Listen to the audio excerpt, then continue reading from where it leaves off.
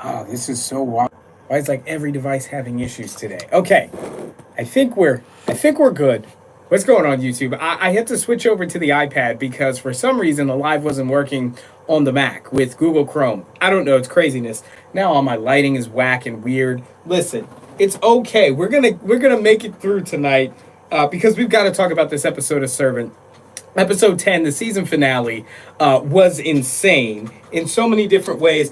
We knew that the tension was rising between Dorothy and Leanne, right? But who would have thought that it would boil to a head like this? That we would actually see. We'll get to it. I'm not going to spoil it. Well, you shouldn't be watching this if if you haven't seen the episode because we're going to talk some major spoilers. So hit the subscribe button, click the bell. You know what to do. It's YouTube. Once again, guys, and I said this in the previous live that I had to shut down. I haven't been reviewing every single episode, but I've been watching along every week. And with the finale ending the way that it did, I had to jump right on. I'm actually in the process of moving. So there's going to be a whole new setup and a whole new studio. So stick around for that, guys. Let's dive right into it. So we pick up right where we left off from the last episode, where Dorothy's father has brought a psychologist or a psychiatric person to observe Dorothy in her own house, and he is witnessing Dorothy's crazy, wild imaginations and her psychotic break. Basically, he's witnessed this. Now we know that there's really truth to both sides of this. You see, Leanne does have some sort of dark power. We've already established that in the past two seasons. Something is not right with Leanne, and we saw this with the cult that she was a part of and all these different things. So Dorothy's not entirely crazy, but the problem is Dorothy's kind of crazy, right? So we know that from the very beginning of the show, she was responsible for the death of her own child, and that drove her into madness. That drove her into delusions, thinking that her son, her child, was still alive because she just couldn't accept what she had done and what had happened. Even to the point where the neighbors all around the neighborhood were saying, "Yeah, don't we remember last summer or a while back? The ambulance was at your house. There was something crazy going on, right?" But nobody seems to have come to terms or understand fully what happened that day, when she apparently left her son in the car and the child overheated. Now we're not even sure exactly how Jericho died because there's M Night is still leaving that in mystery, so to speak. But we do know that he is no more, and that the baby that is in the house is well, kind of not really their baby, and he seems to be almost completely animated by Leanne, to the point where when she leaves the house, because Dorothy tried to kick her out, tried to send her to boarding school, tried to send her anywhere she could. When that happened, Jericho disanimated or unanimated, I don't even know what you would call it, but he was no longer alive. Hold on. Yeah, it was no longer alive. Went reverted right back to the doll. So that's that is what has caused the psychiatrist to say, okay, now we need to be looking at you, Dorothy, and we need to get you help. So there are a lot of shower scenes for some reason in this episode. I'm not too sure what the water had to do with it, but maybe a cleansing or a fresh start. There were a lot of themes of let's have a fresh start, let's start over, and all these kinds of things. So maybe that maybe the shower was something of a cleansing or whatever. But we know that the increasing presence of the homeless crowd in the neighborhood is something that has increasingly grown. It started with a couple people, and then it was like some 25, 30 people in the park by the end of this episode. And even more importantly, I'm gonna get the character's name, Julian's friend from the past couple episodes, who we thought had the encounter with the cult and then escaped, right? He was imprisoned by them, but it turns out that he is still in league with them, or at least working for them, still kind of brainwashed.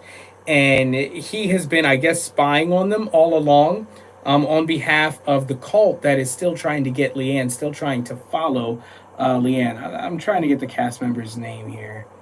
Roscoe. Roscoe. So Roscoe, who's played by Philip James Brannon, IMDb for you. He's still very much a part of the cult and answering to Leanne's uncle. So we'll have to see how that turns out in season 4. I mean, this is definitely going to get a season 4. If you want a season 4, leave a comment down below. Hit the like button if you're enjoying this, by the way. Just chit chatting about this episode. We're obviously going to get to the big climax because it was just insane. I wish, in hindsight, I wish they had done more with the whole rotting theme. We knew that that the witch lady was in the walls the whole season, rotting away, but she had finally gotten to the point of dust by the end of this episode, to the point where Leanne like apparently sweeps her up, puts her in a bag, and throws her in the trash. But the termites had done so much more than just eat away at her body. They were eating away at the foundation of the house. Now, I don't want to call it lazy writing, but where were these termites like for most of the season? I understand they were partially behind the wall, but Dorothy didn't fall from behind the wall. She fell in the main banister from the top floor of their house, and we didn't see any kind of termites, just in the general area of the house the whole time. And isn't Leanne supposed to be kind of like not only a nanny but a maid? She does a lot of serving and cleaning. I mean, she's the servant, right? Well, she never saw these termites, or if she did, maybe she ignored them because she was the cause of the termites the whole time. Yeah. So she definitely didn't take kindly to Dorothy trying to kick her out. And it was really interesting. I think Leanne she's gotten to the point, obviously, now where she is fed up. Because what did she say in the beginning of the episode? She said, "I forgive you and I will always forgive you." I guess what that means is, I'm not going to kill you, but, I'll put you out of commission in terms of your ability to cause havoc and trouble. I guess that's what happened. For some reason, I'm still seeing the previous live stream up. That's supposed to be taken down just so people don't get confused. So they're not like, oh, are you live here or are you live there? I think I put it on private, but it seems to still be visible. Oh yeah, it's still on public, confusing a whole bunch of people. Okay, private. There we go. Now, so I guess she got fed up and she decided that she had had enough of Dorothy meddling and even trying to kick her out, send her over to boarding school. I don't know why she didn't understand this, but every single time that Dorothy was done wrong or somebody was throwing shade at her, they ended up hurt or worse. We know what happened to the reporter. Man, she was covering that news story, got killed straight in the middle of a report. So I feel like there have been so many warnings for Dorothy that you don't want to mess with Leanne, but she continues to push and push and push. And I feel like getting the reporter killed was the last big warning that Leanne... And here's the thing.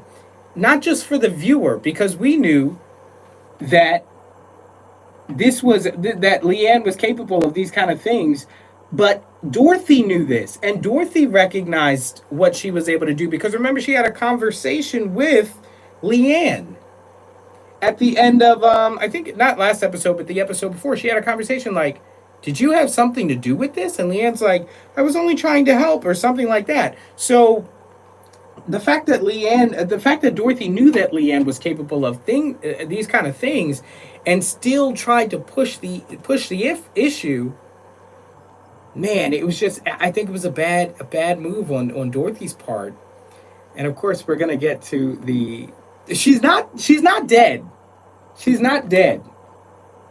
We definitely thought she was dead. Honestly, I think it was a good move by M. Night, because I think that killing Dorothy off, as annoying as she can be sometimes, she is like an essential part of the show, and it wouldn't be the same without her. But that was as close as you could get to killing her off without straight up just actually killing her off. So Dorothy, let's talk about what happened. So Dorothy, she decides to make good with everybody and have kind of her last word with everybody now that it's very clear that the family is on Dorothy's side. She calls her husband and her brother these two idiots. because Leanne has gotten her way with both of them in convincing them that Leanne is the sober, sane one, and Dorothy's crazy. Which, once again, there's truth to that because Dorothy is a little bit of a nut. So she decides to make peace with them. And even Dorothy's own father turned on her, which is crazy. She decides to make peace with them, and then she decides that she's going to run away. She's going to take Jericho and run away. That might be a little too bright. Let's bring it down a little bit. Oh, not off. There we go. Oops, I did it again. Played with your heart. Anyway, so she tries to kidnap Jericho and run off with him. Now, as soon as the baby starts yelling and crying and screaming, she should have known, okay, put him back to bed or hide the duffel bag and just pretend like you were coddling him, just putting him back to sleep. Oh, Jericho, the baby just woke up and started crying, and I was just trying to put him back to bed and like kick the duffel bag over the stairs, and that could have taken the fall instead of you. But she goes with it. She says, Leanne, get out of my way. Leanne, she's a hard read because she was like, can I go with you? Like, does she really love Dorothy? I mean, she said she would always forgive her. She said, Dorothy, you need to get out of my way if you know what's best for everyone, like for everyone involved. And Dorothy wasn't going to do that. And so I think that's why Leanne said, I'm sorry, Dorothy. I'm going to do what's best for the family. I'm going to do what's best for all of us. I'm going to do what's best for you. And I'm going to push you down the stairs. And goodness gracious. So Dorothy got pushed down the stairs. Now, at the moment that happened, I thought it was it. I thought it was over. I thought she was gone.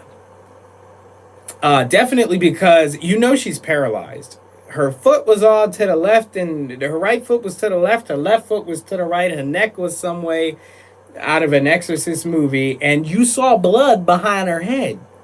So that initially, she had the eyes like this. Sometimes the actors, they be doing that when they're dead. They just be like, but they really dead. So when I saw that, I was like, oh, she's dead. She's got those, my eyes are fixed open, dead look. But it wasn't true because then she started moving her eyes and looking up at Leanne, who was standing over the stairs with baby Jericho like, this my house, little girl. Oh, you don't know who you mess with now. I'm going to knock you down the steps. I already did knock you down the steps with my termite friends. That was pretty much what she said. And Dorothy's definitely paralyzed. So she's now been removed as an obstacle for Leanne in this show. And as much as I enjoyed it, I really enjoyed the back and forth between Leanne and Dorothy. It was going to get old eventually. I wasn't tired of it yet, but I could see how it would get old. Like, how many times are they going to make up, break up, make up, in order for it to stick? So they got Dorothy out of the way just before you got tired of it, because I really think the main antagonist of the show is going to be the cult. And Dorothy's now just going to pretty much be in a wheelchair, I would guess, for the remainder of the show. I mean, she's done. She's out. She's been handled, dealt with.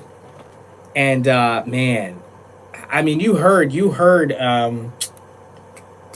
Sean screaming and Julie like, Dorothy! Like, they thought she was dead. No way. They thought she was dead. I got to go back and watch that scene again because she hit every railing on the way down. She hit the banister. She hit a step. Her hip got thrown out on the stairs. She took a fall. She took a tumble. So I think she's paralyzed. If you don't think so, let me know in the comments down below. I wish I had the live chat up for you guys, but YouTube is acting all weird, especially with my computer.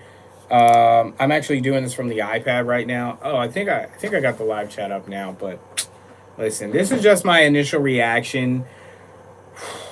This season was a wild ride. I think I actually enjoyed this season more so than the past two, which was interesting, but I'll tell you why. The first two seasons, there was a lot of like scary for scary's sake, a lot of shock value stuff, which was cool for the genre, but this is so much more engaging in terms of the story. Like, it has its scares and its kind of shock value, eerie type of stuff, but there's so much more build up because now they're not going to get away with the novelty of it. All that stuff was cool in the first season and halfway through the second season, but Shyamalan has a really good idea of when stuff is about to get old, right? And so before that happened, he decides to build this storyline between Dorothy and Leanne, which we knew was coming from the beginning.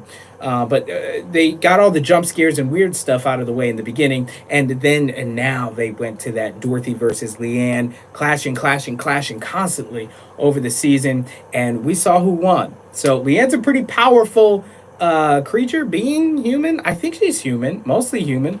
Let's look at some comments. Levy said this season was a bit slow in the first couple of episodes. Really good character arc for Leanne. I can't disagree with you there.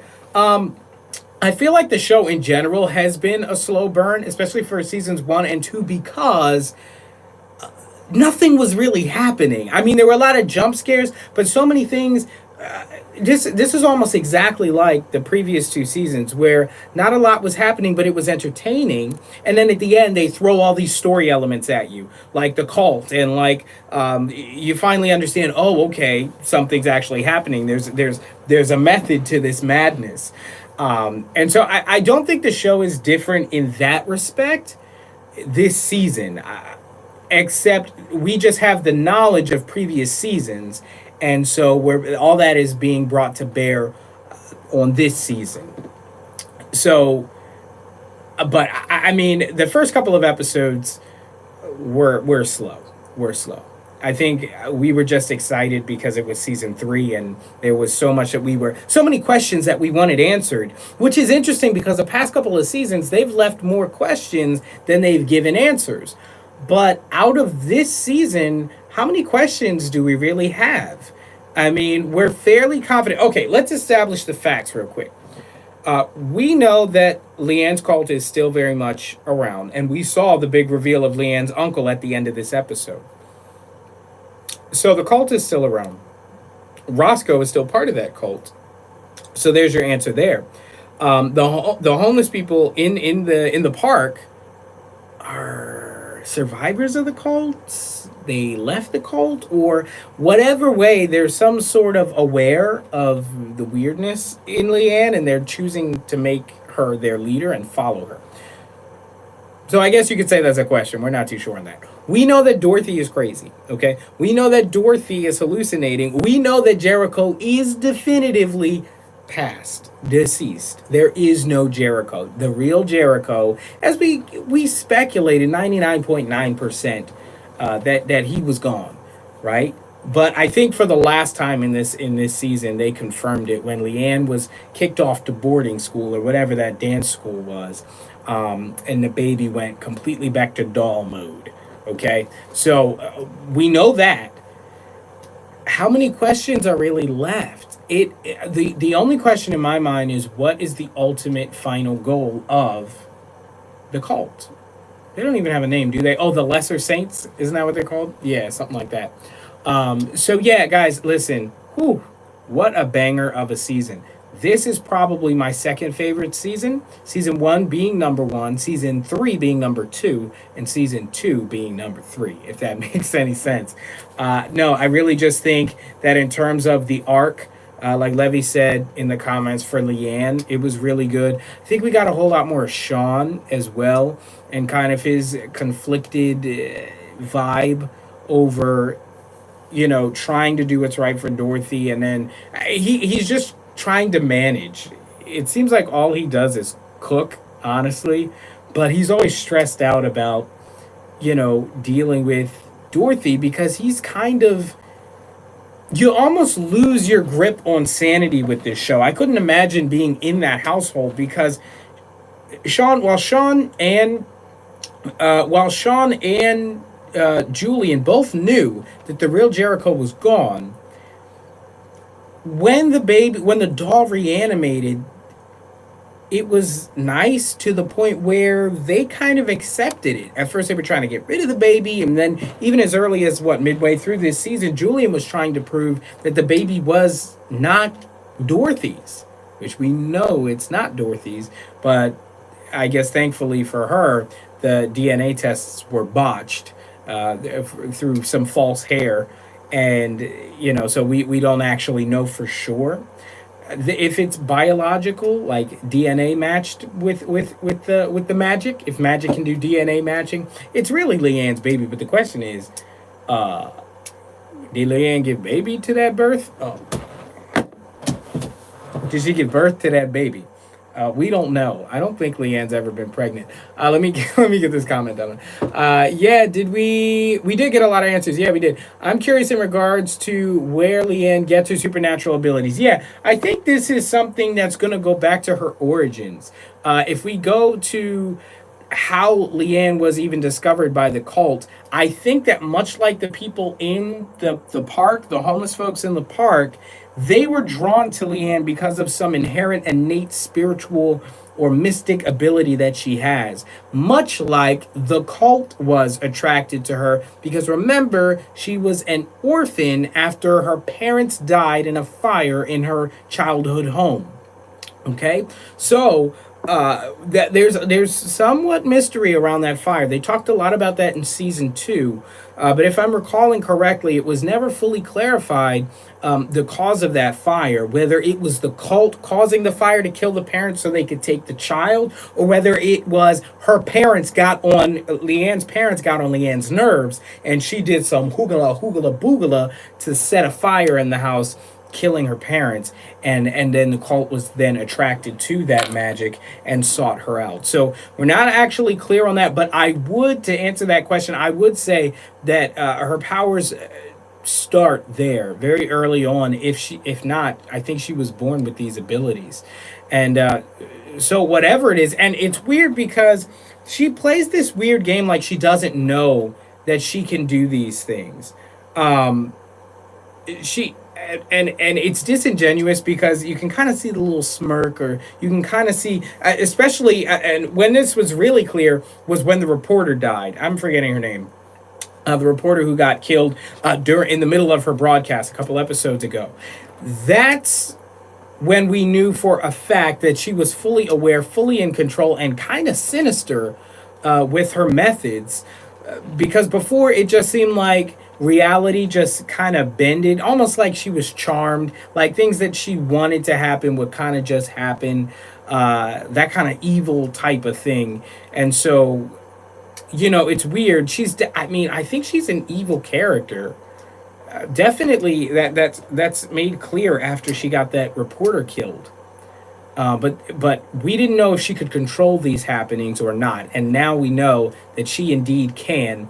And especially in this episode where she said, "I forgive you, I'll always forgive you," but she will not always tolerate Dorothy's antics, as we saw. And now she's put Dorothy in a position where she can no longer fight.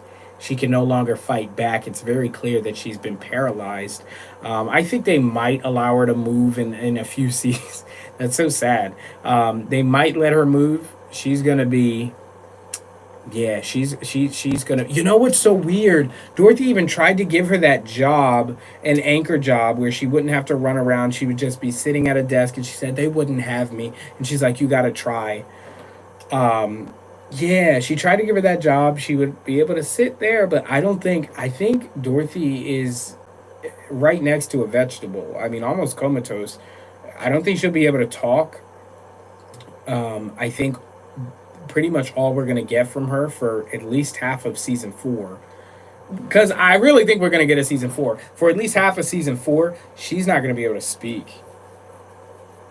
And Sean. Well, let's talk about Sean for a minute before we wrap, because I don't want this to get too long. Because we're gonna set up another live, and we're gonna chat more when all the tech gremlins are out of the system. But let's talk about Sean, because Sean just had a lovely night with his wife, apparently. They had reconciled a little bit. Sean had found God, had found faith in some way. And I think he was being a little gullible. I'll get to your comment in 1 second. I see it. He was being gullible. because he knows what Dorothy's capable of, not only with their son Jericho, and he's just going through a lot because he had to bring it in. I mean, he had to have it in him to even forgive her for that. A lot of the times in real life, that kind of stuff causes separation and all kinds of stuff. Not to get too dark, but it was like very big of him to try and pull the family together after what he witnessed happened, and reconcile.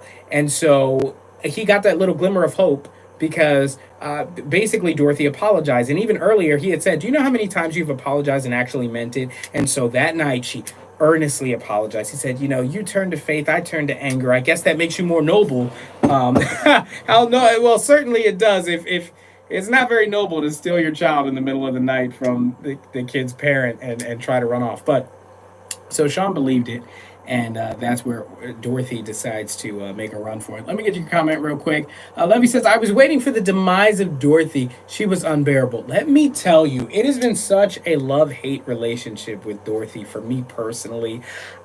I think she's a fantastic actress because she is very good at being very, very annoying. I mean, she kills that role. I couldn't imagine anybody else doing it like her. I mean, even with the close-ups of her face and like the little crazy looks that she makes and just the twitch in her eye. I mean, she's a master at that. I mean, hats off to her for what she's been able to pull off with this character. But yes, I totally get it. Her character is extremely annoying. Just like, I mean, the thing is, and I think what makes it really frustrating for a lot of viewers and a lot of people that I've talked to is that everybody knows she is nutso, and they're walking on eggshells, right? In order to not just say, "Look, this is what you did. This is what happened to the baby." That's the reality. Because think about it, for 3 seasons, nobody's ever come clean to her. Nobody has ever told her that straight up. This is what happened. And even the neighbors are kind of clueless as to what happens. They keep saying, "Oh, wasn't there an ambulance around your house last summer," or something like that, but they're still in the dark on that too, for the most part. Nobody's ever come clean with her. So to see her act in such arrogance and such pride, and sometimes she was so rude to Sean, to Leanne, to Julian, like this nasty attitude that came like out of nowhere, when she really, anybody with just 3 words, "You killed yours." Oh, I can't count. Well, that's embarrassing. Anyway, 4 words could destroy her, but people choose not to do that to her. So, but anyway, hats off to her. But yes, she was very annoying. Was it satisfying to see that happen to her?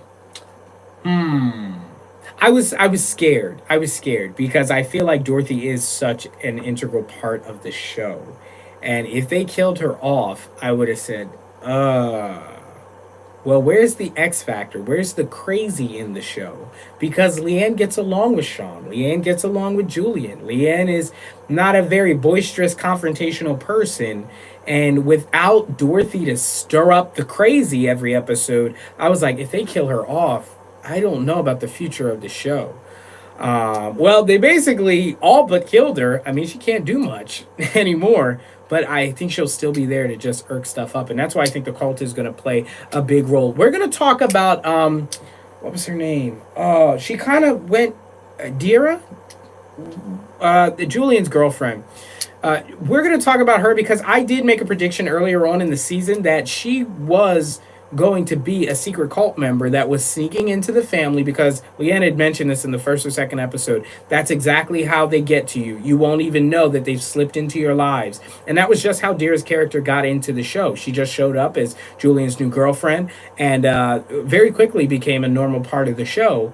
But she was absent for the season finale, and you would think that they would bring a lot more characters back for the season finale. But speaking of the neighbors, how about that couple that was checking out the house? Could they be part of the cult? Listen, yeah, that's a good point. That was very early in the episode, if not one of the first 1 or 2 scenes. Yes, they are part of the cult. You know they are part of the cult. They looked, at least ethnically, they looked related perhaps to Dira even. I don't know if that was, because I don't know if we saw the wife or the female. We saw the guy turn his head back. I'm pretty sure that wasn't Dira. I'll have to go back and watch the episode again. But there was a couple that moved into the house across the street from the Turner family at the beginning of this episode. And the man, what did the sign say? Something for sale, realtors or whatever. They were saying it's spacious. The real estate agent was saying whatever, and he just turned back because you knew that he was only there to be across from the Turners. I would think that he's a spy. They didn't give us much information because here's the thing. I don't think to answer your question, Livy, because I kind of went all around. He may not be part of the cult. And here's why. They already have Roscoe being the eyes and ears. He's definitely much closer to the Turner family on behalf of the cult. And the uncle is, well, he's in the neighborhood already. Not only has he survived, but he's right in the area. So why would he have that agent move across the street if he's got Roscoe, if he's got his own presence there? Would that just be to be even closer than Roscoe could already be? Roscoe wasn't in the house much. So I guess he wasn't super close, but he was pretty close to the family, and nobody suspects him. So I don't know what that couple could have been. Definitely check. I'll have to check the episode again. If I had my whole live stream set up, once again, I'm in the process of moving and changing my whole studio around, so it looks a little funky right now. But if I had my studio, I'd be pulling up screenshots and trying to play little clips so that we could go back over it together. But yeah, maybe it's a new twist for the next season. Yeah, Shyamalan, he's kind of good at setting that stuff up. But I do have one gripe, and I'll say this is one of my last points. The termites was lazy writing. I've kind of progressed and evolved even throughout this live stream, because at first I wanted to say, I don't want to say it's lazy writing, but now I feel like it's lazy writing because we had seen the body in the wall a couple of times, but there was never an emphasis on the termites necessarily or the rotting. And so to bring that up so fully and prominently is the word I'm looking for in the last episode, I think was kind of a cop-out. Like, why couldn't you write that in 3 or 4 episodes before? Like, and it would be so easy from a writing standpoint. You don't even have to write anything. You just have to show a couple of scenes anytime they're in Leanne's bedroom or in, one of those areas near the wall. Just show what's going on behind the wall. Show the termites, right? You could even do that in post. Show the same clip or roughly the same clip of behind the wall every episode, every other episode. And that way it would feel more, oh, that's what it's been leading up to by the time we got it. But it was just so... It seemed out of place. It seemed pretty random, especially because it played such an important, integral part of this final episode. It is the reason Dorothy is now potentially paralyzed for the rest of her life. Wow, that's really dark. It's messed up. She's not old. She has so much life in her. She's so psycho, though. I mean, she's pretty wild. I don't know if I can say psycho on YouTube. Will the algorithm people get me for that one? I don't know. We'll see. It's live. Hey, it's live. Who knows what could happen? But yeah, listen, I definitely think that the termite thing was a bit of a cop-out. But overall, I really love Shyamalan's work on this show. I was actually about to watch Old. If you guys had seen that in the movie theaters, that was one of Shyamalama, M. Night Shyamalan's new movies that came out last summer or something. That was pretty good. I was going to watch that. I think maybe the termites taking over the house is a statement of the darkness or rotten nature of Leanne's soul. Ooh, of her soul. That got me, Levy. That of her soul. Man, this hat's a little too tight. Wow. Let me think about that one. Of her, the rottenness in her soul. Yeah, I mean, she's definitely established now as... I don't think they want us to think of her as a villain, even though she's very dastardly. She's villainous. But I think that they want us to see her, as a lot of shows do now, as a well-intentioned or good-hearted villain. Somebody who has the right ideas and wants what's best. She says and reiterates this time and time again, I'm only here to help you. That's all that I've wanted, and that's what I'm going to do. Right? So it seems that her heart wants to help, but she's straight up evil, man. I mean, what she did to that reporter... what she did to... Guys, let's not forget. Remember that crazy chef who came in working with the other guy. I think it was, oh man, who was it? She was coming in to work with Sean, interning with Sean. It was like one of Leanne's old flings. They had had a moment together at the carnival. She had come to cook for Sean, and she was being such a jerk to everybody. Leanne had her finger taken off with a, what was it? Was it a candy stretching hook or something into the garbage disposal? Nasty. But listen, she's evil. I think you can't get more evil than that. The termites infesting the house is like her spirit getting corrupted in a way. Well, here's the thing. I think she was corrupted from the jump. That's a good point, Levy. I don't think maybe she didn't come there corrupted. She seemed very, yeah, I think you're right. She seemed very innocent in the beginning. She seemed very, she was just there to do the good work of the cult and to serve them all and help their family. That's why she was brought there. Yes, now I'm recalling from season 1, because this was a while back. Season 1, the family was in turmoil. Everybody was going crazy. They hire a servant, a nanny, and she shows up in order to help. She's very dedicated to her cult and serving them by serving her, Dorothy. Then what happens is throughout the course of, the cult just becoming increasingly evil and showing their true colors, Dorothy dislikes them, decides to team up with the family, and she kind of adopts the Turners as her family, the people that she's supposed to protect.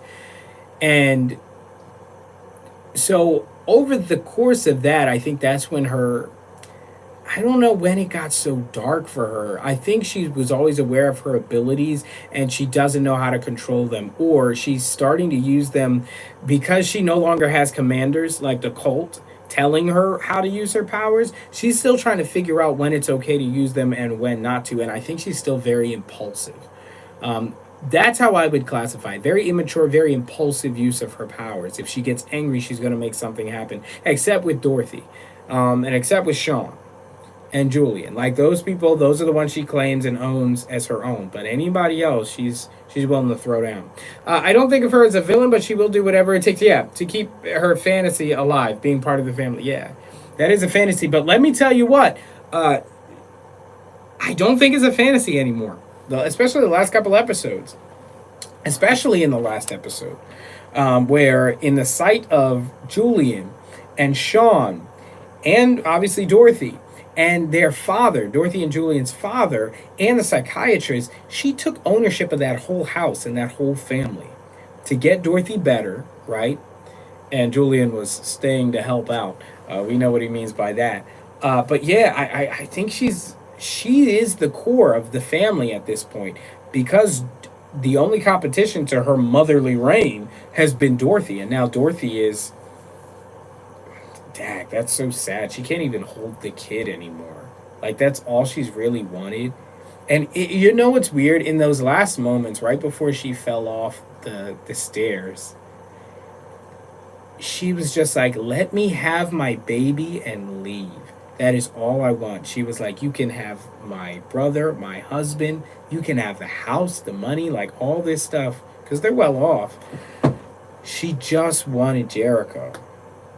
And she just wanted to leave. And Leanne had it in her powers. I'm sure she had it within her ability to just make another baby. Right? She could just go to Toys R Us, get another doll or whatever, and make it animated again. And just let Dorothy have that kid and go off and do what she wanted. But that's not what happened. Do you think Sean or Julian are afraid of what Leanne is capable of doing, and maybe just to keep the peace they go? No. I think, well, here's the thing. That's an interesting question. I think it's a 50-50 answer for me. From Julian's perspective, no. I think he's completely brainwashed because he's got his mind on other things. And so he's not seeing straight. He's not thinking clearly.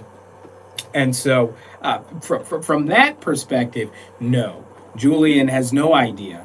He seems completely oblivious to maybe even the fact that Leanne has any sort of powers. Sean definitely knows she has powers. Sean was even afraid when he was sitting on the stairs with this glass of wine. It's very clear that he was afraid that Leanne was going to do something.